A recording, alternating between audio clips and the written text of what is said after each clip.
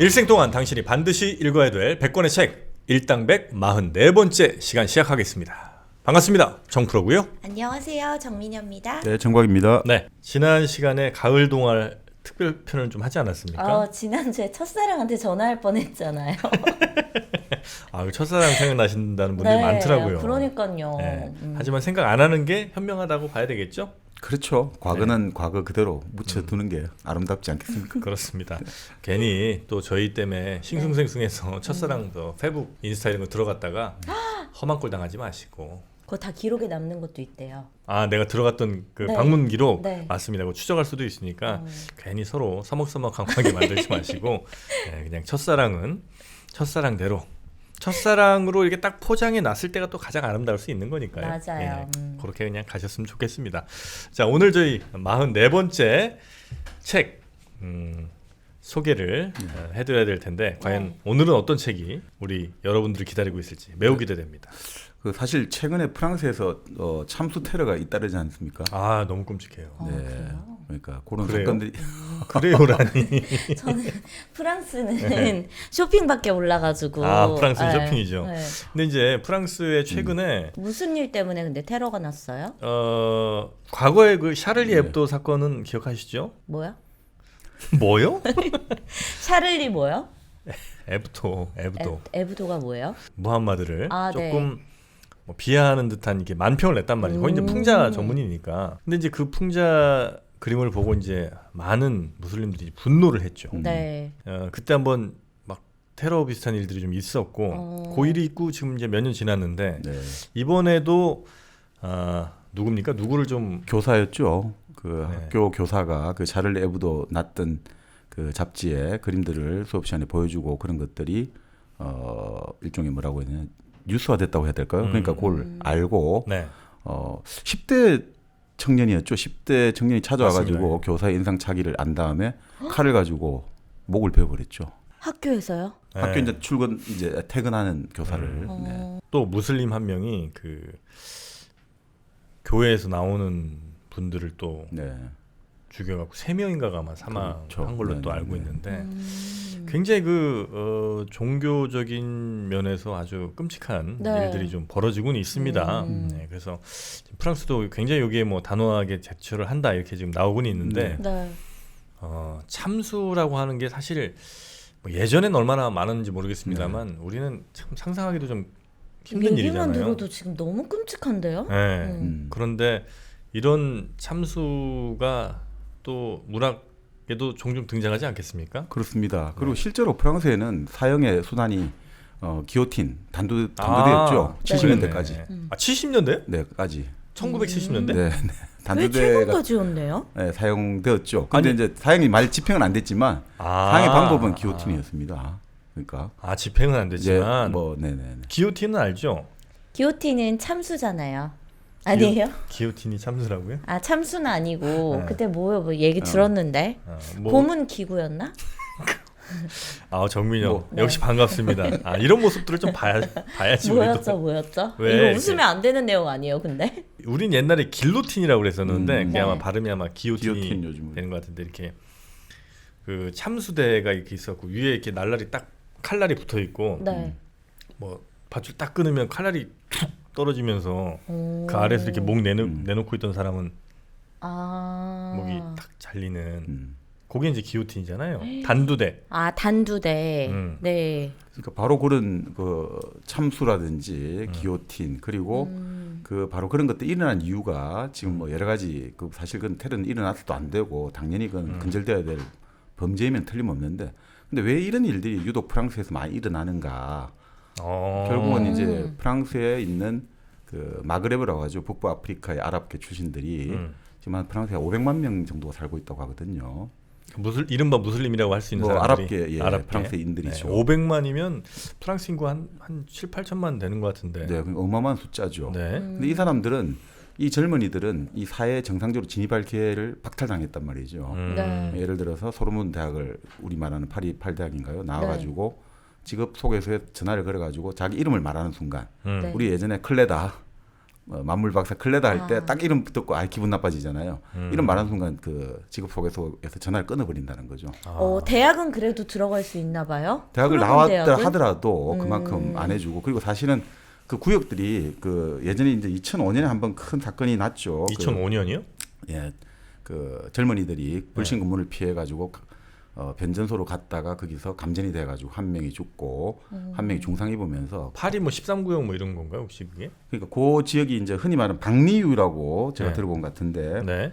그 외곽에 파리 외곽에 아주 거대한 슬럼이 있는 거죠. 네네. 박리유라고. 그 영화도 뭐 13구역 비슷하게 생각하시면 될 겁니다. 근데 거기 그 당시 이제 내무장관이 사르코지였는데 네. 이 사회의 쓰레기들이다 해가지고 대대적으로 뭐 하니까 그때 하루에 차량이 10,000대가 불탔죠. 그 정도로 크게 났는데 계속해서 이런 사건들이 나는 이유가 결국은 어떻게 보면 또 홈그라운드 테러리스트란 말이죠.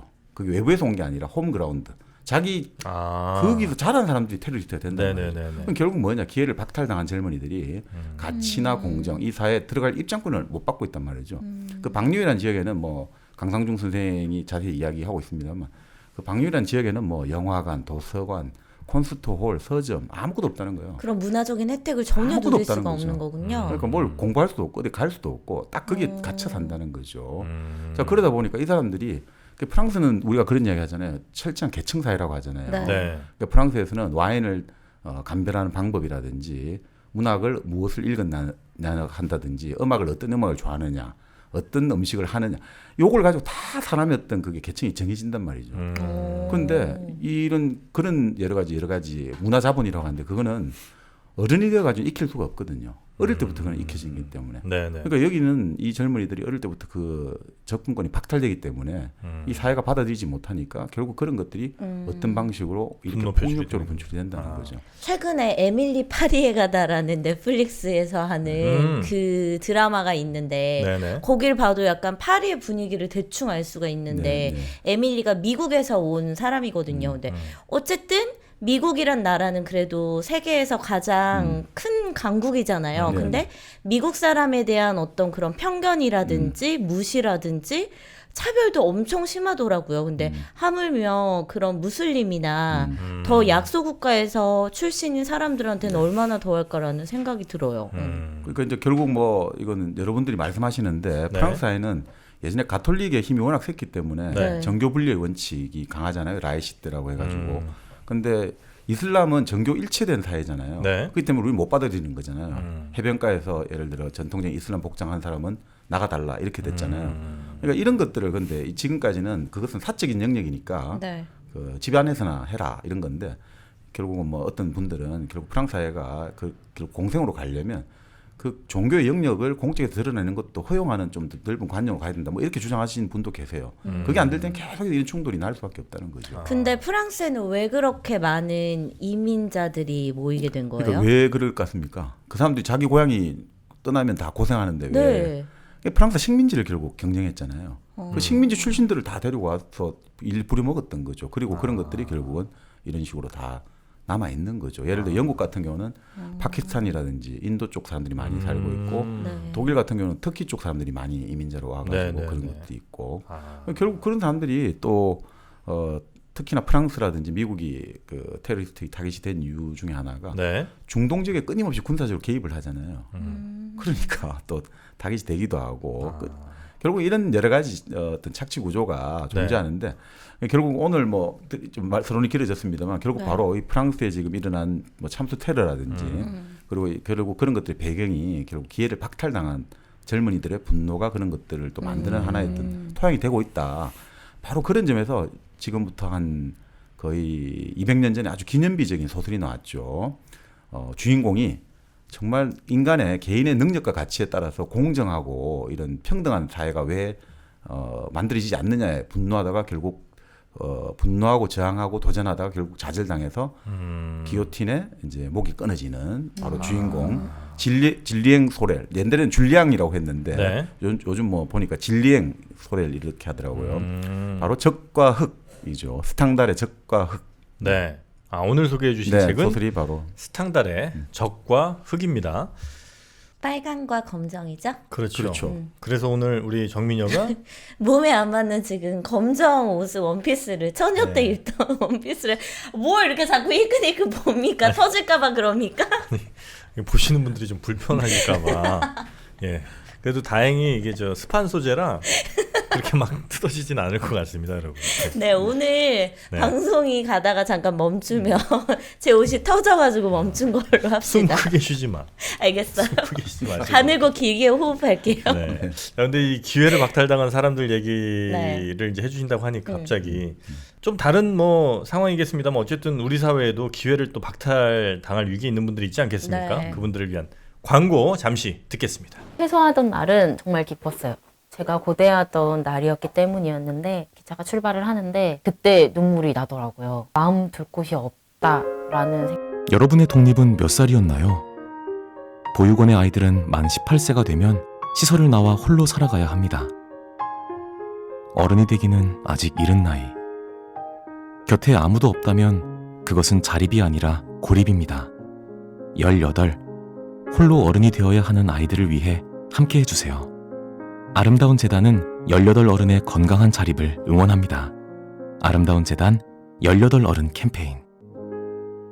네, 들어보셨던 것처럼 우리 사회에도 뭐 이른바 보육원이라고 하는 곳에서 자라는 분들이 있어요. 네. 이분들이 사회에 나올 때 사실 아무것도 없이 그냥 나오는 경우들이 좀 많단 말이죠. 네, 뭐 금전적으로도 굉장히 어려움이 많을 것 같고 어떤 네. 사회적인 시선이라든지 혹은 뭐 아주 사소한 것부터 시작해서 계약하는 거라든지 집을 계약하는 거라든지 굉장히 어려움이 많을 것 같거든요. 네, 그래서 이분들에게 우리 사회가 좀 더 따뜻한 손길을 내밀면 어떨까 싶습니다. 자, 18 어른 캠페인 아름다운 재단에 손길을 내밀어 주시면 아마 이분들께 큰 도움이 될 것 같습니다. 자, 오늘 44번째 책은요. 스탕달의 적과 흑. 젖과 꿀 아닙니다. 적과 흑입니다. 네. 레드 앤 블랙. 네. 네. 왜 이런 이름으로 지었어요? 원제가 뭐예요? 적과 흑입니다. 네. 그러니까 이게 뭐냐면 뭐 여러 가지 네. 그 해석은 하는데 적이라는 것은 당시 이제 프랑스의 군인 계급을 상징한다. 그 빨강이요? 프랑스 군인들 복장을 보면 모자하고 이런 데가 붉은색이 좀 많이 들어가 있거든요. 네. 네. 그래서 이제 적이고 그러니까 결국 군인을 상징하고 일종의 진보를 상징한다, 나아간다 이런 걸 보고 흑이라는 것은 뭐냐면 검정이잖아요. 결국 뭐냐면 당시 성직자들이 입던 옷, 그 흔히 말하는 가톨릭 교회 성직자들이 입는 신학생들이 입는 검은 옷을 말하는 거죠. 힘과 뭐 정신 뭐 이런 뭐 느낌이 좀 있는. 그렇기보다는 오히려 이 책의 주인공 질랭 소렐이 아주 출세 지상주의자거든요. 아, 네. 출세를 하기 위해서. 네. 자, 그러니까 출세를 하려면 당시에 네. 나폴레옹이 이 책의 시대적 배경은 한 1820년대예요. 그러니까 네. 나폴레옹이 쫓겨나고 나서 다시 부르봉 왕정이 복구된 거죠. 네. 그 상태에서 옛날로 돌아가려니까 이미 한번 야 이제 신분과 계급을 떠나가지고 출세할 수 있다 이런 것들이 맛본 젊은이들 입장에서는 이건 너무나 답답하고 권태로운 사회잖아요. 네. 자, 그럴 때 당시에 젊은이들이 갈 수 있는 출세의 길은 딱 두 가지란 말이죠. 군인이 되든 성직자가 아니면 되든. 성직자가 되든. 그래서 바로 질량 소리에 아무것도 없단 말이죠. 그 아버지가 가난한 편은 아닌데 아주 무식한 아버지고 그리고 오로지 뭐 이 아들이 어릴 때부터 너무 몸이 약해가지고 나중에 집안에 가족의 덤이 그러니까 한마디로 덤이라고 하네 뭐라고 덤이 아니고 뭐 짐이 될 것을 두려워해가지고 계속해서 애들을 구박하거든요. 네네네. 그러니까 그 와중에 이제 이 줄량 소리는 야망을 가졌단 말이죠. 근데 그 야망을 가졌고 파리까지 올라가가지고 온갖 정말 도전을 했고 네. 결국 마침내 귀족 계급의 사랑을 얻어냈지만 결국은 과거가 발목을 잡아버린 거죠. 어떻게 보면 일종의 미투라고 해야 되나요? 네네. 예전에 사랑했던 부인이 편지를 보내면서 이 모든 것들이 깨져요. 하루아침에 한꺼번에 뭐 물거품 사라지듯이 다 사라지고 거기에 이제 결국은 격분해서 권총을 들고 그 부인을 저격하려다가 사형을 받고 결국 단두대 이슬로 사라지는.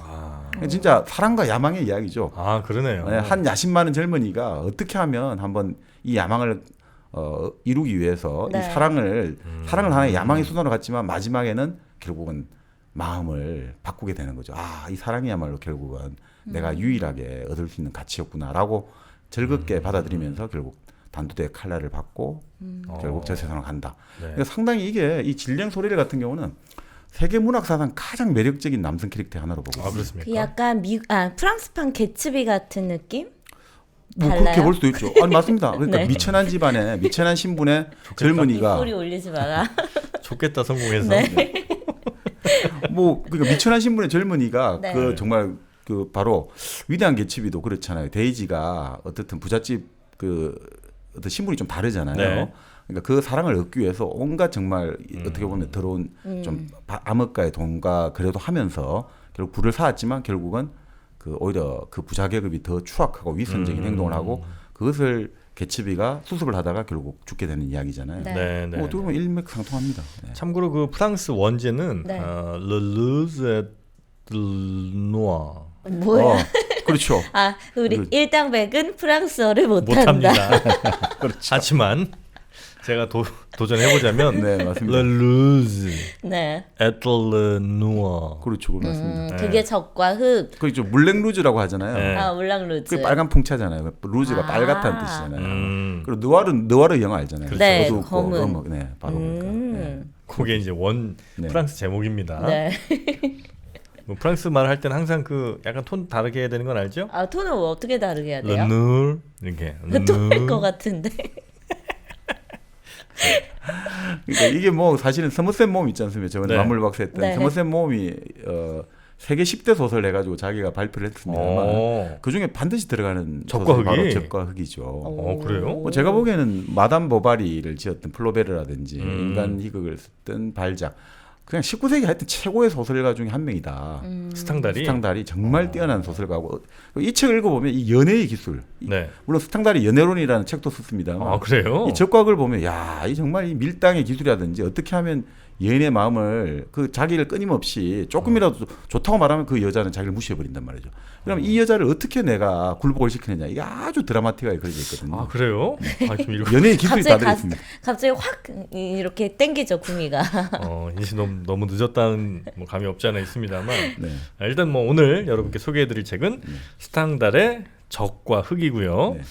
어떻게 그럼 스탕달 얘기를 좀 안 할 수는 없겠죠? 그렇죠. 네. 이게 사실 이 스탕달은 1783년에 태어나가지고 1840년에 졸했는데, 네.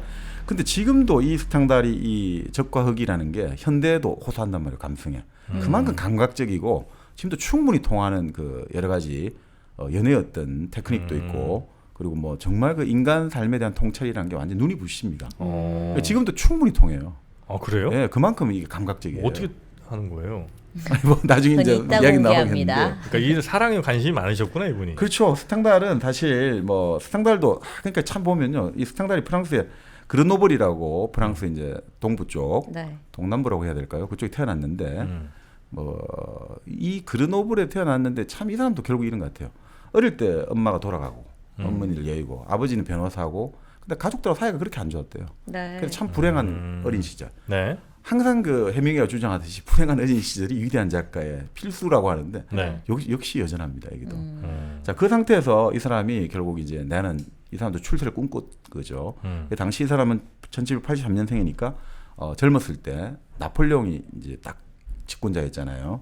그래서 군대를 들어가요. 네. 군대를 들어가고 장교가 인간됐는데 나폴레옹이 1814년 이제 몰락을 해버렸잖아요. 네. 그 이후로 바로 실직을 해버려요. 왜요? 군대가 이제 나폴레옹의 군대들은 다 이제 엉경복고되면서 아. 나폴레옹 군대들은 이제 대부분 네. 장교라든지 이런 사람들은 많이 추방했나 보죠. 이 사람은 그러면은 그 이민자 출신이거나 이런 건 아니에요? 그냥 프랑스 그르노블 아. 네, 그 사람이죠. 그 상태에서 이 사람은 결국 이탈리아로 갑니다. 이탈리아에 가가지고 네. 밀라노에서 한 7년 정도 머물렀다고 해요. 네. 밀라노에서 머물면서 뭐 여러 이제 사랑을 많이 나눴는데 뭐 여배우와 프랑스에서 여배우와 사랑에 빠지고 또 이탈리아에서 또 여러 이탈리아 여인하고도 했지만 결국 실현당하고 뭐 하여튼 뭐 개인사적으로는 그렇게 뭐 뭐라고 할까 아주 행복한 삶을 살진 않았어요. 1830년에 적과 흑을 발표했지만 네. 그렇게 인기는 끌지 못했어요. 당시에는요. 네. 당시에는. 그러니까 사실 스탕달의 여러 작품들이 뭐 페르마의 수도원, 페르마의 성원이라고 뭐 번역하는데 네. 그런 것들이 전부 다 19세기 후반이 되어서야 늦게. 아. 결국 이 사람 다 살았으면 또 인기 못 얻고 아주 한창 뒤에 한 50년 지나서 인기를 얻은 거죠. 아, 본명이 앙리벨이었군요. 네, 앙리벨입니다. 앙리벨. 아, 스탕다른 예명이군요. 예명이라고는 보통 안 하죠. 그럼 뭐라고 해요? 필명 무슨 차이야? 예명이랑 필명이랑. 아니 예술 활동할 땐 예명이고 네. 이거 이제 작가로서 쓰는 거니 필명이 좋지 않았을까요? 작품도 예술 활동이잖아요. 책도. 아주 순발력이. 아, 성공입니다. 네. 그래서 네. 계속해서 그러니까 1814년부터 거의 뭐 16년간 계속해서 뭐 이것저것 먹고 살아야 되니까 이런 연애론도 쓰고 책도 썼는데 네.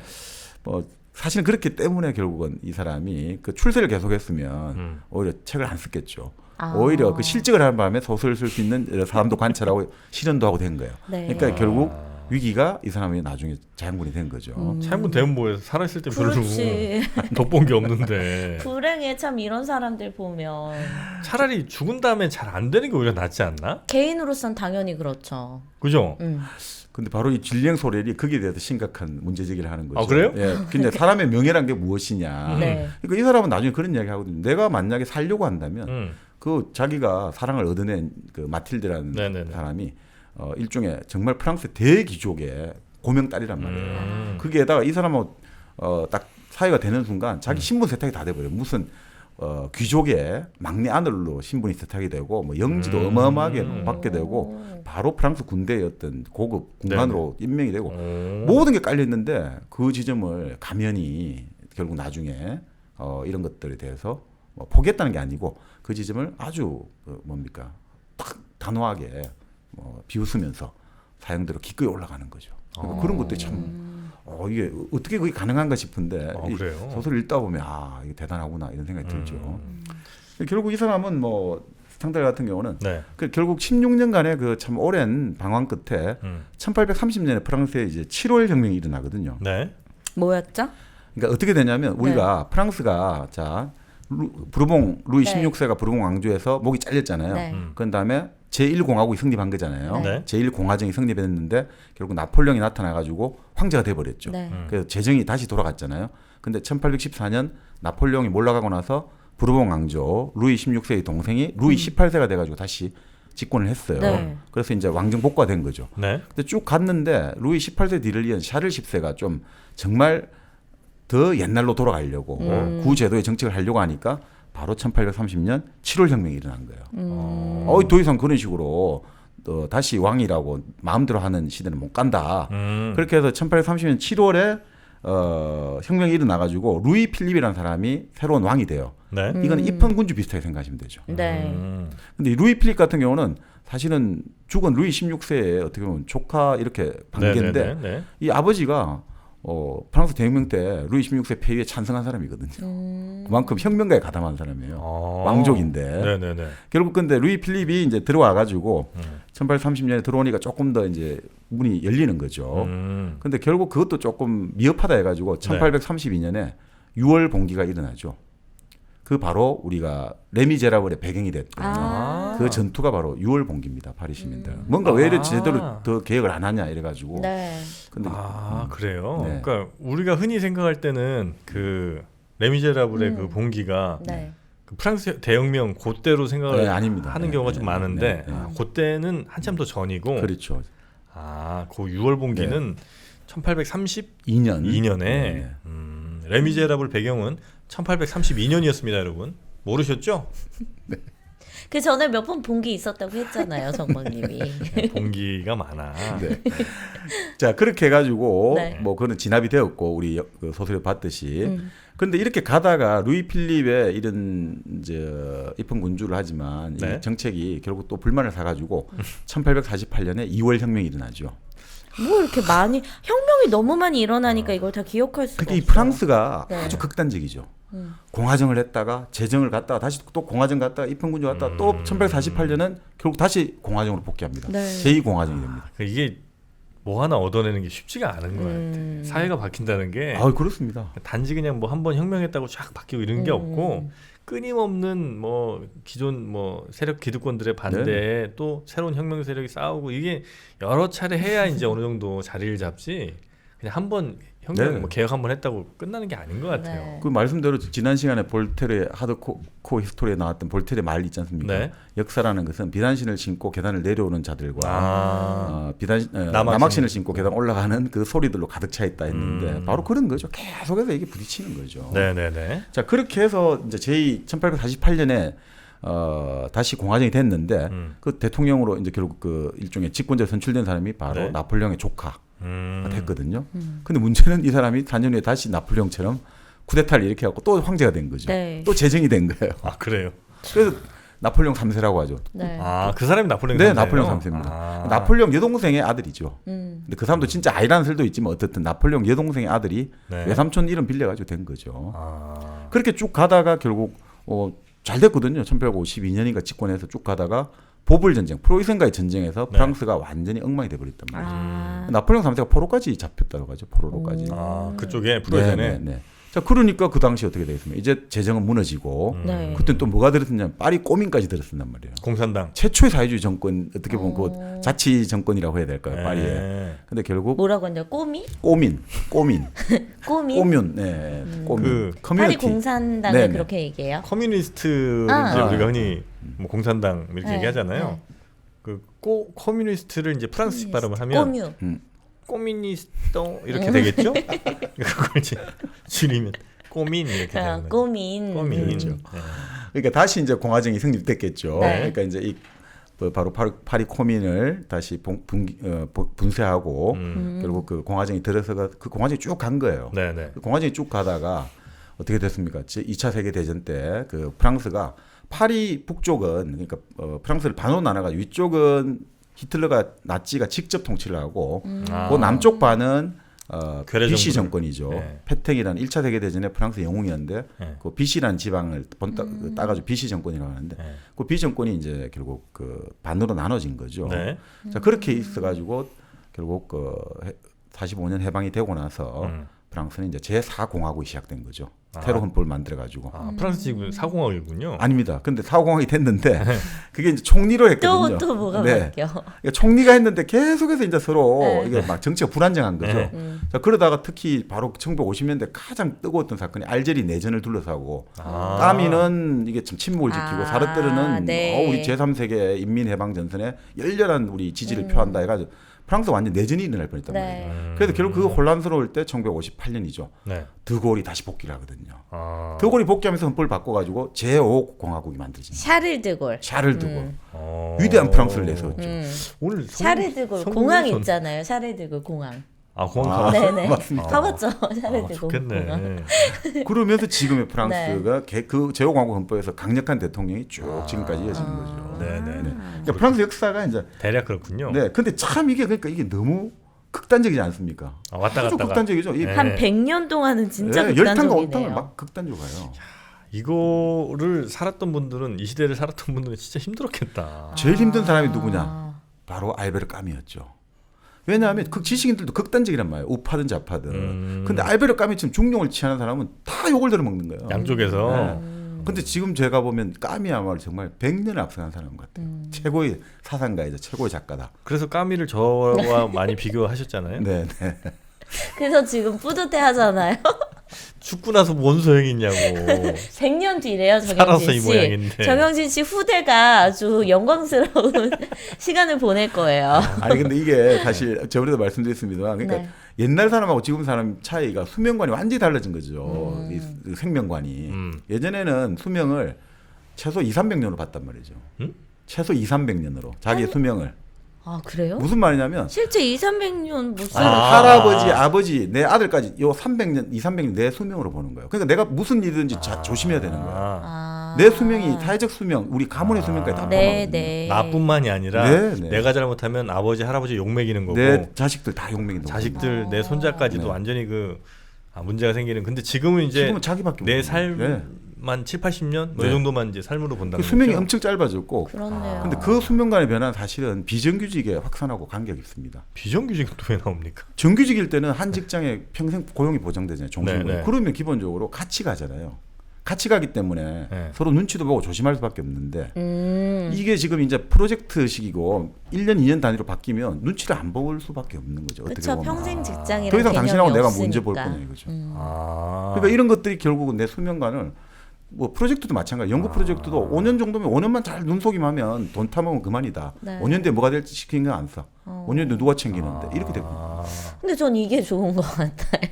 아 지금이 네, 그러니까 비정규직 사회가 좋다라는 게 아니고 이게 너무 200년, 300년 길어지면 부담이 너무 커져. 너무 힘들잖아요. 이게 누군가 안 맞는 사람이랑도 그럴 수 계속 있죠. 몇십 년을 같은 직장에서 힘든 걸 참고 살아야 되는 거고 이거 자체가 고문 아닐까요? 자, 그런데 다르게 생각하면 내가 막 주거활동 살동 안 해도 네. 아버지 할아버지가 해놓은 게 있으면 거기에 좀 묻어갈 수도 있고 아, 뭐 그렇지 않을까? 그 맞습니다. 사실은 맞대. 19세기 유럽에서 네. 특히 프랑스나 이런 쪽에서 네. 참 그 어떤 학문이라든지 모험이라든지 네. 이런 것들이 그 어떤 선구자나 개척자가 많잖아요. 네. 근데 그게 가능했던 게 바로 그 할아버지 조상의 덕을 봤다는 거죠. 음. 왜냐하면 자 그 프랑스 집들이 돌로 만든 집들이 몇백 년간 지금도 뭐 있잖아요. 네. 자 거기서 조상의 유산을 받았어요. 그리고 나서 일종의 이자 수입 있잖아요. 적절한 어떤 뭐 채권이든지 아니면 식민지. 그럼 그 이자를 갖고 큰 욕심을 안 내는 거예요. 그러면 이 사람들이 자기 하고 싶은 걸 한다는 거죠. 그럼 뭐 책을 연구를 하는 사람은 책을 연구를 하고 아니면 모험을 좋아하는 사람들은 그냥 결혼도 안 하고 네. 그냥 뭐 돈은 경제적인 거는 어느 정도 해결이 뭐, 되니까. 예, 해결되니까 그런 사람들이 결국은 전 모험이 전 세계 모험을 떠나고 뭐 그 모험을 떠나가 죽어도 별로 뭐그 아쉬울 가족 것도 예, 없고. 아쉬울 것도 없고 가족들이 뭐 슬프니까 말리고 이런 것도 없잖아요. 그러니까 오히려 그런 사람들이 정말 많은 문화와 여행과 모험에 꽃을 피웠다 이런 이야기를 하는 분도 있어요. 사실 또 그런 것도 있습니다. 지금 말씀대로. 네, 그 그냥 욜로족이네. 아 욜로하고 좀 다른 게 끝까지 평생을 한 방향을 파고드는 거죠. 근데 이제 그거 할 수 있는 거는 그래도 네. 내가 먹고 살 만한 그렇죠. 무엇이 내가 굳이 노력하지 않아도 경제 활동을 하려면 그 내 시간을 빼앗기가 되니까 일을 할 아니 그 자기 좋아하는 연구라든지 활동할 수가 없잖아요. 네. 그래서 그 어느 정도 예를 들면 여유가 좀 되는 분들은 아예 그냥 나는 뭐 커피면 커피다. 네. 아니 그것만 파는 거예요 그냥. 이상호 사장님이 그러시다면서요. 그렇습니다. 네. 1kg 커피에 이상호 사장님 부모님을 잘 만났습니다. 아, 부럽다. 그래서 여유 있게 지금 커피를 만들고 계시고요. 근데 또 그런 사람들이 성공해. 자수성가 하셨는데. 아니 오늘만큼은 아닙니다. 오늘만큼은 할아버지 덕본 사람으로 네네, 알겠습니다. 금수저인 걸로. 네, 그래서 금수저로 태어나셔서 네. 지금도 뭐 그냥 부담 없이 사람들이 그냥 원하는 커피는 그냥 만드는 거예요. 이윤 많이 안 남겨도 되고. 상관없지. 어차피 나 잘 사니까. 네. 네, 그래서 여러분이 원하시는 좋은 커피들 죽을 똥 살 똥 하여튼 그것만 연구하는 분입니다. 네. 뭐 가족 돌볼 필요도 없어요. 네, 워낙 잘 태어났기 때문에. 그런 1kg 커피 여러분도 한번 네. 맛보셔야 되지 않겠습니까? 자, 1kg 커피 앱으로 다운받으셔도 되고요. 포털 사이트에서 1kg 커피 검색하시면 금수저가 만든 커피 맛보실 수 있습니다. 금맛이 나요, 여러분. 커피에서 골드 스멜이 느껴진다면 그게 바로 1kg 커피입니다. 아 근데 지금 우리가 그 스탕달 생일을 이야기하다가 너무 격가지로 많이 왔는데요. 네. 그 사실 스탕달이 아까 1830년 그러니까 7월 혁명 이후로 네. 네. 결국 그 자리를 하나 얻어요. 오, 그래가지고 무슨 자리야? 이탈리아 지방에 영사 자리를 하나 얻어요. 외교관. 아주 뭐 큰 도시의 영사는 아니지만 그래도 뭐 먹고 사는데 뭐. 그렇죠. 그래서 뭐 나름 말년 한 10년간은 그렇게 뭐 나쁘진 않았던 것 같고 그럼에도 불구하고 그러니까 이 사람이 뭐 사실 그렇게 뭔가 딱 인생에서 뭔가 특이하고 특별하고 이런 것들은 잘 없어요. 자, 그래서 이 사람 같은 경우가 참 재미있는 게 이 소설 그 스탕달 소설을 연구한 사람들은 대부분이 스탕달 소설은 무엇에 대한 소설이냐 네. 행복을 추구하는 거란 말이죠. 도대체 행복이란 무엇인가? 우리는 어떻게 하면 행복할 수 있는가? 이건데 사실 그렇잖아요. 어릴 때부터 가족들하고도 사이 안 좋았죠.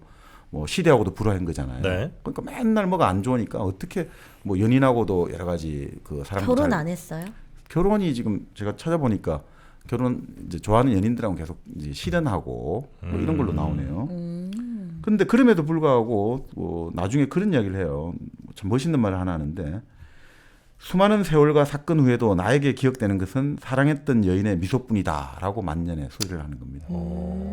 참 많은 사건과 많은 일들이 벌어졌는데 그래도 나에게 기억되는 것은 내 사랑했던 여인의 미소밖에 없다.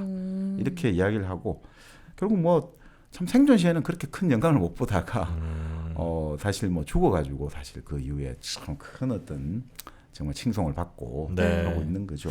아, 이렇게 위대한 작가도 말년에 기억 남는 건 나를 사랑했던 여인의 미소. 네. 아, 그러니까 내가 이래서 네. 늘 문제 제기를 하는 게 어떤요? 우리가 죽을 때 네. 네. 뭐 죽기 전에 뭐 한 7, 80쯤이라고 쳐요. 그때 과연 우리는 무슨 생각을 할까? 지나간 뭐 예를 들면 내가 그때 뭐 100만 원 못 번 거 지나간 뭐 계약 파기된 거 이런 걸 생각할까? 그렇지 않을 거라 같단 말이죠. 그렇겠죠.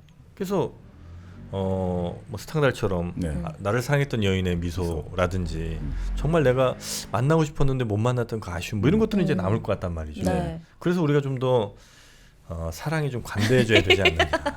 결론은 그거였어? 사랑이 좀 관대해져야 된다. 얼마나 아쉽겠습니까? 그러니까 아쉬움이라는 게 네. 지금 100만 원 못 본 것도 당연히 지금 아쉽고 네. 어떤 여자 못 만난 것도 아쉽겠지만 50년, 70년 지나서 우리가 인생을 되돌아볼 때는 100만 원 못 본 건 그 기억이 안 남단 말이죠. 가정을 잃어버린 것에 대한 아쉬움은 없을까? 정민은 네. 내가 그런다는 건 아니지 않소. 아니 그냥 보통 사랑을 추구하다 보면 가정을 잃게 되니까. 그런 사랑이 좀 다 같이 관대해지면 네. 가정을 안 이뤄도 된다는 거죠. 뭐 세 가지 원리에 따르면 뭐 그런 사회가 오고 있으니까요. 네. 빨리 좀 와야 되는데 아쉽습니다. 네. 그 결국 사실 뭐 이제 우리가 작품을 들어가 보면요. 네. 결국 적과 흑이라는 것은 실제 사건을 모티브로 해가지고 만들어진 소설이거든요. 어떤 사건이에요? 그 실제 당시 두 가지 사건을 스탄달이 아주 연구를 했다고 하는데 이런 사건이 있었대요. 베르테 사건이라고 있었는데. 베르테? 네. 네. 예, 베르테라는 청년이 있는데 교회에서 미슈 부인을 총으로 저격한 죄로 사형을 당했다는 거예요. 왜 쏜 거예요? 그러니까 이 사람이 이 바로 베르테가 아주 가난한 집안 출신인데 네. 사제의 도움을 받아가지고 신학을 공부하고 네네네. 그렇게 가정교사로 채용되어서 바로 그 미슈 부인 집안에 들어갔단 말이죠. 네. 그 미슈 부인이 아주 관심도 가지고 호의를 가졌지만 음. 결국 그 미슈 부인의 남편이 좀 뭔가 이상해 해서 해고를 시켰거든요. 근데 어. 그 이후에 다시 또 여기보다 더 신분이 높은 귀족 집안에 가정교사 들어갔는데 그래서 그 집 딸하고 여러 가지 좀 관계가 있었는데 그 관계를 의심받고 쫓겨났단 말이죠. 또 근데 문제는 내가 쫓겨난 것은 예전에 그 미슈 부인이 편지를 보내가지고 본래 이 남자 조심해라. 이 남자는 가정교사 들어가가지고 그 여자들 꼬셔가지고 딴짓한다. 그렇죠. 돈과 지위를 노리는 나쁜 놈이다. 라는 거 아니냐 해가지고 오해를 해가지고 결국 교회에서 예배를 보고 있던 미슈 부인을 저격을 했단 말이죠. 실제 그런 사건이 있었어요. 네. 그래서 근데 부인은 목숨을 건졌지만 결국 그 베르테는 단두대 이슬로 사라졌다. 이게 사실은 책과 내용하고는 똑같아요. 이게 큰 줄거리예요. 그게 그 당시에도 굉장히 아주 이슈됐던 사건이겠구만요. 네. 당연히 네, 네. 언론 같은 데서 많이 다뤘을 그렇죠, 거고. 그렇죠. 베르테 사건. 네. 그 다음에 또 하나가 라파르그 사건이 있었거든요. 라파르그. 네. 여기도 이제 청년이죠. 네. 여기도 가난한 청년이죠. 네. 이 가난한 청년이 애인이 변심을 해버렸어요. 네. 얼마나 질투심이 나고 네. 막 복수심에 들끓어가지고 네. 어떻게 했냐면 목을 잘라 죽였거든요. 여기 왜 이래 목을 자른 게 많은지 모르겠어요. 애인의 목을요? 네네. 그러니까 이게 확실히 단두대가 목을 잘라 버리다 보니까 이 목 자르는 게 좀 이 사건이 많네요. 여기 보니까. 근데 문제는 이 라파르그는 사형도 안 당해요. 애인의 목을 잘랐는데도 징역 5년밖에 안 받았어요. 5년? 네. 왜요? 이건 모르겠어요. 그러니까 이 참 법이 왔다 갔다 하는 것 같은데. 그때 당시에 뭐 또 참작을 해줬겠구만요. 뭐 정상 참작. 그런 것 같습니다. 해줄 만한 뭐가 있었겠지 뭐. 여자네 집안이 별로 대단하지 않았나? 뭐 어차피 그 집안이 그 집안이니까 가난한 집안들이니까. 근데 문제는 스탕달은 뭐에 주목했냐면 네. 야 저렇게 사랑하는 애인이 변심했다고 목을 자를 만큼 자기 인생을 다 던질 만큼 저 정열이라는 거. 그것 때 주목했다는 거죠. 그 당시에 사실 프랑스의 계급 있지 않습니까? 네. 나폴레옹 이후에 왕정복관 계급들이 어마어마하게 권태로워했어요. 그 당시 사회 분위기가. 우리 뭐 마담 보바리에 보면 그 보바리 부인의 시골 생활이 너무너무 지루하고 너무너무 네네. 권태로운 게 나오잖아요. 그래서 자꾸 연애 소설의 주인공을 꿈꾸다가 결국 파멸하게 되지만 네. 마찬가지였거든요. 그런데 그러니까 이 스탕달이 볼 때는 결국 이 사회를 변화시키는 에너지는 하루 개근만이 그 정열적 에너지를 가지고 있다. 그러니까 이 바로 라파르 같은 이런 사람들 내 정말 이 감정에 충실하기 위해서는 내 앞으로의 삶이 어떻게 변하더라도 네네. 개의치 않고 나는 그냥 간다. 이런 것들을 이제 이게 본 거죠. 그래서 이제 요게 착안해 가지고 정말 이 정열적인 것들 네네. 이런 것들 한 거죠. 그래서 바로 요 두 가지를 가지고 이제 소설을 쓴 거군요. 소설을 쓴 거죠. 그러니까 사실은 스탕달 입장에서는 앞으로 위대한 인물들은 모두 바로 이렇게 라파르그처럼 이 하층 계급에서 나올 거다. 그래요? 라고 예언한 거죠. 이거 마치 무슨 마르크스의 노동자 계급 어. 그죠? 역사 혁명론도 아니고 네네. 그렇게 한 거죠. 그래서 결국은 이제 이 두 가지 사건을 모티브로 해서 적과흑을 이제 썼다. 쓰게 됐다. 그렇죠. 자, 이 스탕달이 적과 흑을 쓰게 된 네. 이제 계기까지 좀 살펴봤는데 네. 어쨌든 우리가 스토리가 짧게만 하자면 이제 그 좀 하층 계급의 네. 젊은이가 뭐 계급 상승을 위해서 뭐 이런저런 노력 여자도 이용하고 하다가 네. 나중에 뽀록이 나중에 이제 뭐 과거가 들통나서 흘러가졌다. 예, 결국 이제 단두대 이슬로 사라졌다. 그렇죠. 아 근데 뭐예요 갑자기? 질문이 생겼습니다. 네. 뭐야? 띵동.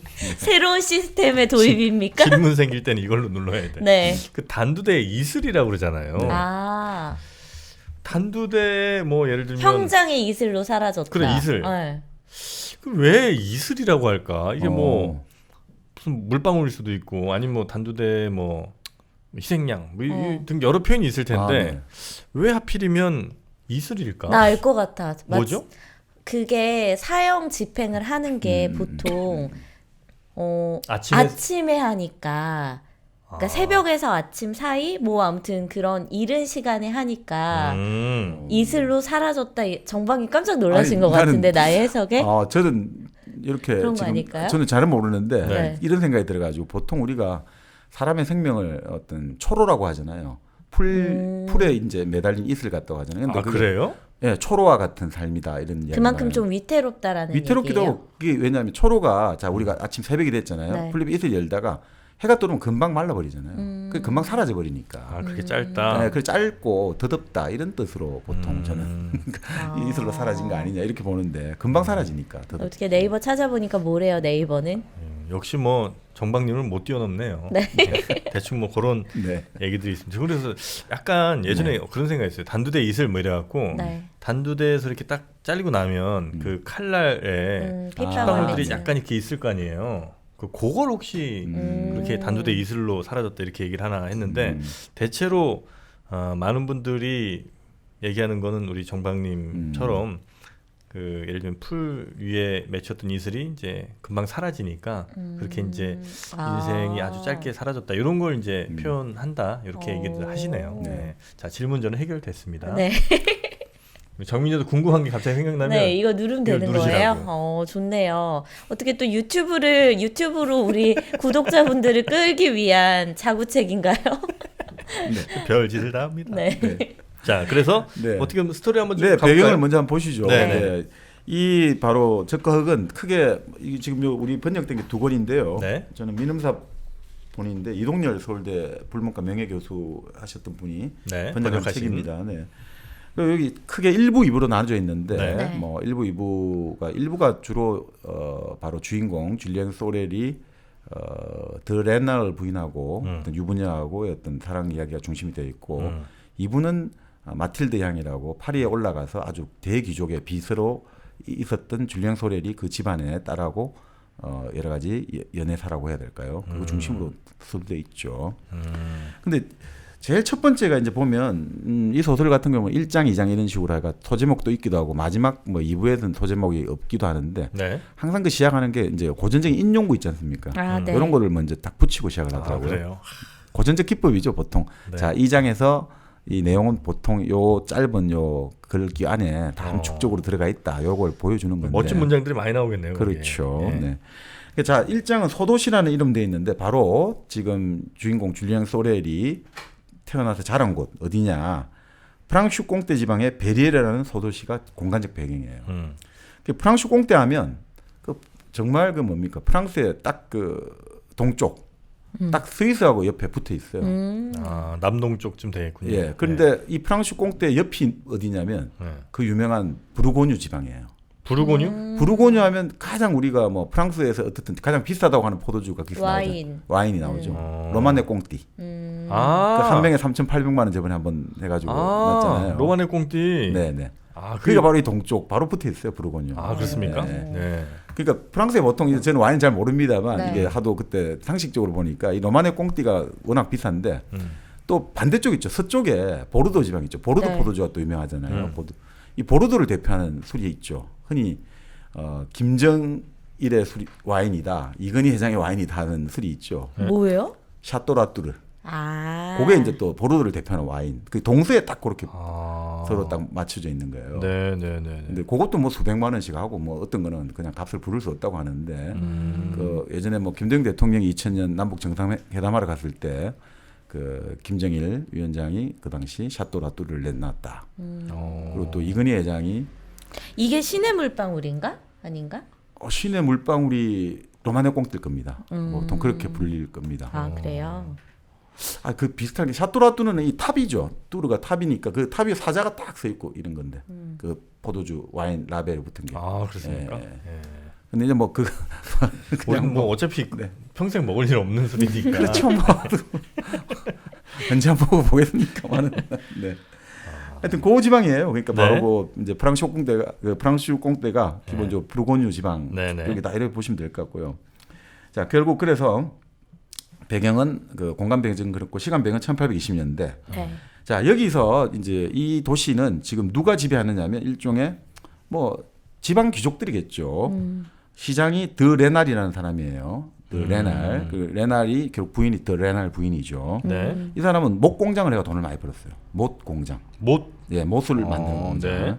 그리고 이 사람이 이제 이 자기가 집을 좀 크게 지으려고 제재소 있죠. 제재소를 하는 소렐이라는 농부 소렐하고 협상을 해가지고 그 제재소를 틀을 샀는데 이 소렐이 엄청 욕심이 많고 교활한 사람이에요. 네. 그러고 보니까 요즘 제재소 참 찾기 힘드네. 예전에 아, 네네. 집 근처 제재소 진짜 많았거든. 있었어요? 네. 제재소? 네. 저는 제재소는 뭔지 알아요? 제재소 나무 이렇게 잘라가지고 거기서 뭐 가구 만드는 데 아니에요? 가구까지는 알고 아니었던 거. 그럼 뭘 만들어? 나무를 벤 나무를 가지고 와가지고 일단 네. 우리가 쓰기 좋게 네모로 잘라서. 잘라가지고 네. 만들어 놓는 거죠. 오, 일단 이제 저는 다음 그걸 가지고 이제 봤어요, 뭐 가구를 나중에 동네에서는. 만드는데 팔겠죠. 요즘 진짜 없잖아요. 네. 근데 예전에 진짜 많았는데. 그러니까 목재를 만드는 공장이 제재소예요. 목재를. 그러니까 그 목재가 있어야지 가구를 만들고 뭐 그렇죠, 우리가 그렇죠. 아, 집을 나무를 만드는- 가공하는 곳이군요. 그렇죠, 그러니까. 그렇죠. 그러니까 그 바로 제재소 이제 그 주인이 소련인데 이 하여튼 욕심 많고 교활하거든요. 근데 문제는 이제 이 제재소 그 소렐의 셋째 아들이죠. 줄리앵이.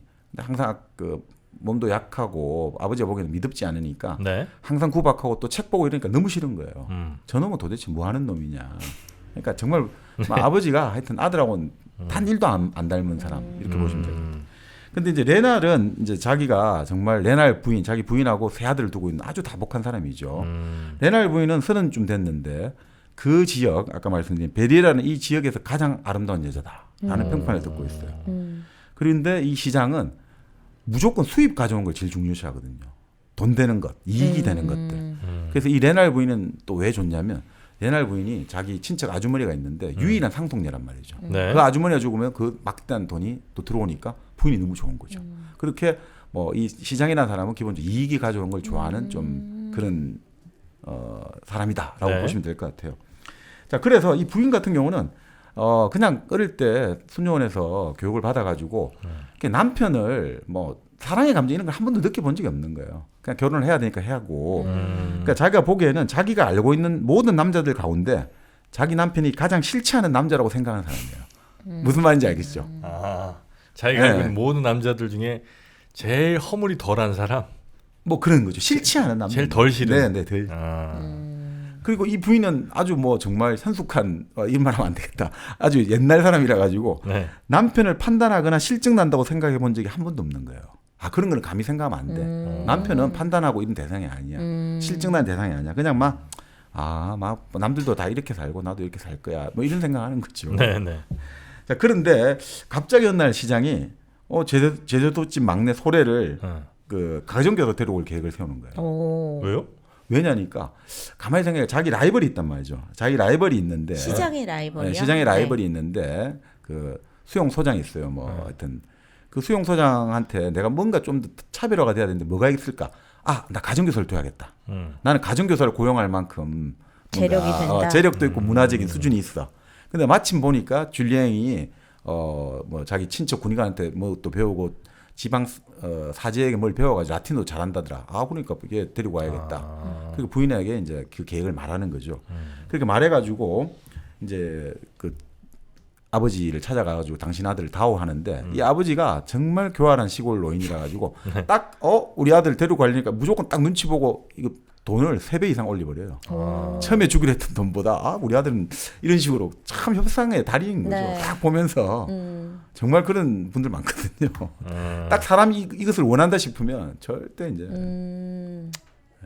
전에는 별 생각 없다가도 그렇죠. 아니 왜냐하면 아들을 너무너무 싫다는 거예요. 아들이 책 읽기 때문에. 왜냐하면 저는 뭔가 애가 맨날 생각을 하고 책을 읽고 또 몸매도 호리호리하니까 그러니까 동네 사람들은 진짜 꽃미남이라고 동네 천재들은 가슴은 다 불타오르는데 아버지와 자기 형님들은 이런 사내답지 못한 쓸모없는 놈 해가지고 계속 두드리 펴고 이러거든요. 그러니까 아버지가 그날도 왔다가 아들이 뭐 기계 감시하라고 했는데 감시 안 하고 저기서 책 보다가 만나자마자 바로 아버지 그 아들을 두들기 패기 시작하는 거야. 그리고 책을 잡아 던져가지고 강물에 던져버리고 그 정도로 아버지가 그러니까 야이 쓸모없는 놈 계속 하는 거죠. 근데 막상 팔릴 때 되니까 비싼 값에 팔고 싶다 이런 거군요. 그렇죠. 네. 근데 진리행은 그 아버지의 먼 친척이 하나 계셨거든요. 네. 군의관인데 태역 군의관인데 이 사람이 나폴레옹 군대에 있었거든요. 그러니까 어릴 때부터 그 이야기를 좀 들은 거죠. 우리 나폴레옹 장군이 전쟁을 하러 갈 때 그 영광하면서 이 사람이 어떻게 했냐면 네. 정말 나는 앞으로 나폴레옹 같은 나폴레옹 숭배자가 된 거죠. 네, 네. 진리행이. 그렇죠. 네. 그런데 또 재미있는 게 근데 이렇게 군인이 최고 좋은 줄 알았는데 어떤 재판을 하는데 교회 입김이 엄청 센 거예요. 네. 교회가 이겼거든요. 재판 소송에서. 그러니까 그다음부터는 이제 나폴레옹 이야기를 안 하고 난 사제가 될 거야. 어릴 때부터 출세가 엄청 요구하고. 어쨌든 둘 중 하나네요. 정말 적과 흑. 그렇죠. 그러니까 딱 이런 사람이에요. 이 줄리앵은 출세하지 못할 바에는 차라리 골백번이고 난 죽음을 선택하겠다. 난 반드시 출세할 거야. 그런데 이 출세의 의미는 뭐냐? 먼저 고향을 떠나야 된다는 거죠. 결국 선지자는 고향에서 환영을 못 받거든요. 네, 무조건 네. 일단 떠나는 게 출세하려면 기본이다 이거죠. 나를 아는 곳에서 시작하면 안 된다는 거죠. 네. 네, 네, 네. 네. 이건 좀 맞는 것 같아요. 그런가요? 네. 나를 아무도 모르는 곳에 스스로를 놓여지게 만들어야. 그렇죠. 그렇게 해야지 나의 어떤 생존 이제 신호에 점화가 되잖아요. 내가 이제 그 위기 상황에 오해 점화가 되고 그걸 바탕으로 에너지를 공급받아 가지고 내가 쫙쫙 앞으로 나가잖아요. 좀 그런 의미에서도 네. 예를 들면 말레이시아 같은데 홍삼을 내놓는다면 정말 크게 성공할 수 있겠네요. 그렇네요. 빨리 눌러요. 왜 이렇게 잘 안 자, 됩니까? 소백지향 홍삼 여러분 이제 많이 아시죠? 소백지향 홍삼이 그때 이제 싱가포르로 수출됐다 그랬잖아요. 말레이시아 못 갈 게 뭐 있습니까? 그때는 싱가포르 갔죠. 네. 싱가포르 바로 옆에 있는 걸 그렇죠. 말레이시아 네. 갑시다. 가야지. 필리핀 안 갑니까? 베트남 가야죠. 인도네시아고 뭐고 다 싹쓸이 합시다. 인도네시아 인구가 전 세계에서 굉장히 많습니다. 네. 그래서 인도네시아며 하여튼 뭐 더운 지방 특히 저 땀 많이 나면 홍삼 같은 걸로 몸보신 해줘야 되잖아요. 근데 갑자기 생각난 게 홍삼이라는 거는 우리나라 사람들만 이렇게 좋아하는 거예요? 아닙니다.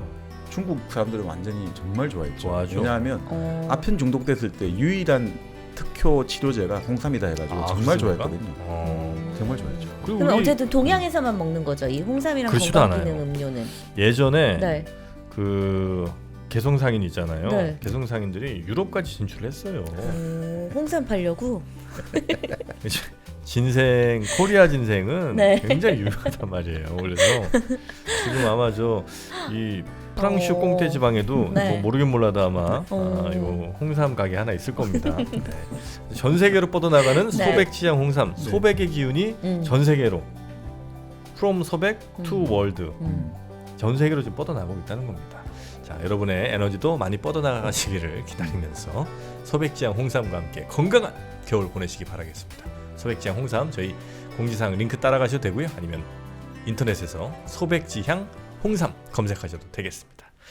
자, 그러면 이제 다시 한번 소설로 돌아가 볼까요? 자, 이제 그 집안에 들어갔단 말이죠, 줄리앵이. 네. 근데 이제 부인이 처음 부탁하는 게 아이들을 좀 때리지 말아주세요. 그때는 이때는 가정교사가 워낙 때렸으니까. 체벌 권한이 있나 봐요. 네. 그래서 그러겠다, 맹세하겠다, 절대 안 때리겠다. 자 하고 네. 그 이제 결국 상류사에 들어간 거잖아요. 네. 근데 상류사에 들어가니까 오히려 그 사람들에 대한 정오감과 혐오감이 더 증가하더라는 거예요. 줄리앵에. 민낯을 보는구나. 근데 민낯도 있겠습니다만 이런 네. 거 있지 않습니까? 본래 우리 생각에 예전에 닉슨 한번 이야기를 들었던 것 같은데. 닉슨이요? 닉슨. 네. 닉슨이 아이젠하워 대통령 할 때 부통령을 했잖아요. 네. 근데 부통령을 하면 우리 생각에는 이제 앞으로 내가 대통령을 하고 네. 또 뭐 이렇게 저렇게 뭐 대접받지 않겠나 생각하는데 2인자들이 그렇게 상실감이 크다는 거예요. 상실감이? 네. 권력에 바로 정상 옆에 있는 사람들이 아, 오히려 더 상실감이 크대요. 내가 1인자가 못 되고 지금 옆에서 그럴 것 시중드는 같아요. 느낌이 더 안 좋다는 거예요. 아, 그래요? 그러니까 마찬가지 지금 진리행이 오히려 지금 생각해 보면 절대적인 빈곤이라든지 빈곤이라기보다 절대적인 뭔가 좀 이런 것에서 벗어난 거잖아요. 상대적으로는 더 오히려 어떻게 보면 더 상류사로 간 건데 그런데 오히려 가슴은 더 답답해 온다는 거예요. 더 괴로운 거지. 그렇죠. 그걸 보니까. 그럴 수는 있겠죠. 그러니까 이런 이야기를 해요. 자기 집에서만 예전에는 자기 집안 소래일 집안에서만 더불어 사는 사람들을 경멸했는데 여기 와서는 또 똑같이 난 어디 가나 사람들을 경멸할 수밖에 없구나 이런 걸 느끼게 되는 거죠. 그러니까 이 사람의 특징은 그러니까 뭐라고 해야 될까요? 나중에 또 나오겠습니다만 사람들에게 매혹을 시키는 반면에 또 엄청나게 계속해서 미움을 받거든요. 네. 어떻게 보면 똑부러지니까. 야망이라든지 이런 것들이 딱 드러나기도 하고 똑부러지니까 좋아하는 사람은 광적으로 좋아하게 되고 싫어하는 사람들은 광적으로 미워하게 되는 참 전형적인 그런 성격들 같아요. 자 그렇게 해가지고 뭐 잘 살고 있고 나름대로 대우를 받고 있는데 네. 산책을 하다가 형을 만났거든요. 네. 그래서 형 둘이 보자마자 뭔가 열등감과 저놈은 지금 뭔가 옷도 좋은 거 입고 다니고 아, 줄리앵 형들. 네. 네. 그 친형들이 피투성해야 돼도 두드려 패는 거예요. 오, 또 맞아.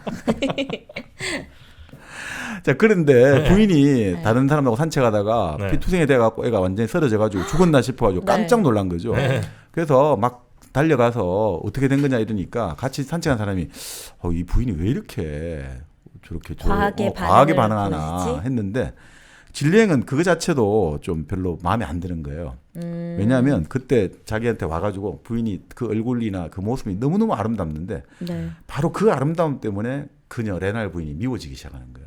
왜? 왜겠습니까? 너무 가질 수 없어서? 아름다운데 미워지기 시작했다고요? 네, 아름다운데 미워지기. 가질 수 없어서? 글쎄요. 가질 수 없어서가 아니고 왜 미워요? 아름다우면 좋아야지. 네, 정답. 이거 질문할 때만 켜지는 거 아니에요? 미안합니다. 너무 아름다운 걸 네. 뒤늦게 알아서. 이 그건 아닌 것 같고 아까 제가 정답. 네 진리행이 아주 좋아하는 거 있잖아요. 목숨을 차려 버리겠다. 내가. 성공 못할 거면? 네. 근데요. 그러니까 부인의 아름다움이 나의 출세를 가로막을지 모르니까. 내가 이 아름다움에 반해버려가지고 출세의 욕구를 가로막을지 모르니까. 그런 생각을 했어요. 네. 그러니까 정말 야심가죠. 보통의 어떤 지금 19살 청년이란 말이에요. 19살 청년은 보통 아름다움에 오히려 감수성의 그 반응을 하고 이래야 되는데 그걸 스스로 닫아버리는 거예요. 절제를 하는 거죠. 장애물이 되겠다 그렇죠. 싶은 거군요. 아름다움에 빠져버리면 내가 출세의 욕구가 사라지지 않겠나. 근데 결국은 빠져야겠구나, 그죠? 그래야겠죠. 안 빠지면 소설이 안 되겠지. 그렇죠. 자 그런데 이제 부인의 하녀가 사실 먼저 반하거든요. 줄리앵한테? 네. 근데 부인도 이제 슬슬 반하기 시작하는 거죠. 청년이 남편에 비해서 너무나 너그럽고 영혼은 고귀하고 인간미에 반하기 시작하는데 그러니까 이렇게 재밌게 나와요. 이게 만약에 더운 지방 같으면 좀 기후가 덥다 이러면 네. 바로 불이 붙었을 거다. 아니면 여기가 파리 같으면 또 불이 붙었을 거다. 네. 왜냐하면 파리에서는 소설을 읽고 이러기 때문에 사람들은 다시 모방을 한다고 보거든요. 자, 이런 상황에 놓이면 자 우리 소설의 주인공처럼 우리도 이제 진도를 나가고 뭐 이렇게 되는데 여기는 시골이잖아요. 네. 시골에서는 모든 것이 천천히 진행되고 모든 것이 조금씩 이루어진다. 이렇게 나오죠. 자, 그러니까 재밌네. 결국 이 사실 레날 부인 입장에서는 사실은 이런 것 같아요. 당시 나폴레옹이 몰락한 이후로 지방에서 좀 뭔가 다정다감한 풍속이 사라졌다 그 분위기가. 좀 그때 말씀드렸잖아요. 나폴레옹 그 프랑스 대혁명 시기에 이혼이 막 몇 배나 늘어났다 했잖아요. 이제 자유로워진다. 네. 근데 다시 왕정 복구되니까 아무래도 그런 것들이 다시 풍속이 후퇴하는 거죠. 자, 그 와중에 이 부인 입장에서는 맨날 그 자기 집에 드나드는 사람들이 하는 이야기가 너무나 구태의연하고 고리타분한 막 그냥 형식적인 이야기 하는데 이 젊은 친구는 너무나 새롭고 빛나는 생각을 막 들려준단 말이죠. 그러니까 이게 너무너무 즐겁다 이거죠. 그러니까 이렇게 나와요. 진리행의 지성의 성광이 너무나 감미롭게 느껴졌다 이거죠. 지성의 풍광이 느껴진다는 거예요. 거기에다가 네. 오히려 연애를 한 번도 안 해봤잖아요. 연애 감정이 없잖아요. 그냥 남편하고. 완전 푹 빠지겠네요. 그러니까 행복의 감정이 젖어들면서도 조금 더 자책감이 안 드는 거예요. 아. 내가 그러니까 연애를 경험 안 했기 때문에 이게 이렇게 되면 내가 남편한테 미안하고 이런 생각이 안 들고 그냥 이게 좋은가 보다라고 생각하는 거죠. 그러니까 이게 참 이 시골에서 항상 루틴이 이루어지고 이런 식의 살면서 이 청년이 와가지고 뭐 자기가 읽은 책이라든지 여러 가지 어떤 이런 이야기를 해주니까 한 번도 맛보지 못한 지성미를 느끼기 시작하면서 네. 이 부인은 지금까지 누리지 못했던 행복감을 느끼게 되고 자 이러면서 결국은 결국 사건이 벌어질 수밖에 없죠, 그죠? 너무 기대되네요 그 사건. 결국은 이제 네. 그 누가 먼저 고백합니까? 고백이라보다 네. 그 흔히 말하는 이제 질렌 같은 경우는 이제 결국 근데 그 남편은 아랫 사람들을 기본적으로 천지하는 사람이거든요. 아무리 겉으로는 뭐 존중하는 것 같아도. 네네네. 그러니까 아이들을 하루 정도 안 가르쳤거든요. 아이들 이제 라틴어 수업을 해야 되는데. 네네. 그러니까 부인의 친구가 있는데도 모욕을 준 거예요. 이제 좀 하인 취급을 한 거죠. 그러니까 이 바로 줄리앙은 정말 자존심이 강하거든요. 기계가 엄청 높은 사람이에요. 나중에 프랑스의 아주 후작에게 소개할 때 그 사제가 그런 이야기 하죠. 이 사람에게 기계를 빼버리면 이 사람 아무것도 아니다. 이 사람 그냥 바보가 돼버린다. 이 사람의 자존심을 절대 치지 말아라 하는 사람인데 그 자존심이 상하니까 너무너무 기분이 나쁘고 네. 부인도 눈치를 보고 그 뭐 애들도 잘해주지만 이런 이야기를 해요. 아이들이 그러니까 여전히 선생님한테 와서 재롱을 피우잖아요. 근데 이런 생각을 해요. 이 아이들은 어제 사온 어린 사냥개를 쓰다듬듯이 내 비위를 맞추고 있을 뿐이다. 무슨 사람이죠. 그 아이들이 자기한테 와서 재롱을 뜨는 것도 이것들은 부잣집 애들은 그냥 우리 어린 사냥개 사오면 재밌어 하잖아. 잘 해주고 그전 정도일 거야. 나에 대해서 진심으로 존경한다 이런 거 없을걸? 이런 식으로 자기 스스로 계속해서 그러니까 뭐라고 해야 되나 벽을 치고 끊임없이 자기 자신을 당금질을 하는 거예요. 이거 넘어가면 안 돼. 조심해야 돼. 이런 식으로. 피곤하겠죠. 그러니까. 그러네. 네. 자, 그렇게 해서 이제 그 주인이 아니라 그 남자한테 좀 모욕을 당하고 네. 그리고 나서 뭘 좀 마음을 바꿔 먹습니까? 근데 이제 밀당을 잘하죠. 그러니까 네. 가서 결국은 나 갈 데 없고 그리고 내가 갈 데가 없고 너 도움 없으면 내가 앞으로 생활을 못할 것 같으니까 나한테 막 하는 것 같은데 나는 갈 데가 있습니다. 나는 시장님의 도움 없이도 잘 살 수 있습니다 하니까 시장이 깜짝 놀란 거죠. 왜냐면 이거 내 경쟁자한테 가정교사 갈리는 거 아니야? 라고 혼자 착각해가지고 네. 야 그럼 돈 더 올려줄게. 오히려 이렇게 돼버린 거예요. 줄리앙이 딜을 네네. 치는 거예요? 네네네. 참. 자 그러면서 여기서 이런 대목이 나와요. 그 결국 뭐 오인을 통해 가지고 급여도 올리고 좋은데 네. 질량이 이런 걸 봐요. 창공을 홀로 나는 맹금을 보거든요. 아주 우리 매 독수리나 매 같은 걸 맹금이라고 부르잖아요. 네네. 그 맹금을 보면서 이런 생각을 하는 거죠. 저 힘찬 동작, 저 고독이 나는 부럽구나. 저것이 바로 저 홀로 나는 저 창공을 자유롭게 나는 저 매가 바로 나폴레옹의 운명이었고 언제 그것은 나의 운명이 될 것인가. 나도 저렇게 저 매처럼 홀로 나면 이 창공을 자유롭게 홀로 고독히 날고 싶다. 이 사람은 참 그런 어떤 것들 나는 나 혼자 나아간다. 이 부모라든지 가족이라든지 이 모든 것들을 다 끊고 오로지 나만의 힘과 나만의 능력과 나만의 노력으로 이 세상을 헤쳐나가겠다. 이런 전투욕에 불타 있는 거죠. 네네. 그렇게 네. 전투기에 불타오르고 이제는 부인을 그렇죠. 스킨십을 해야겠죠. 이제 만나야 될 텐데 네. 어떻게 그 부인을 잠시 쉬고 좀 만날까요? 그게 안 좋겠습니까? 조금 쉬어야지. 네. 계속 가면 이게 너무 네, 불타오르니까. 빨리 불타오르면 만나고 제가 싶은데. 돼버리니까. 여기는 시골이니까 천천히 네. 갑니다. 천천히 조금씩. 여기 정말 시골 풍경 같네요. 자, 천천히 가겠습니다. 자, 그러면 저희가 이어지는 2부에서 부인과 질리앙의 알콩달콩한 사랑 이야기 한번 이어서 들어보도록 하죠. 저희는 2부로 돌아오겠습니다.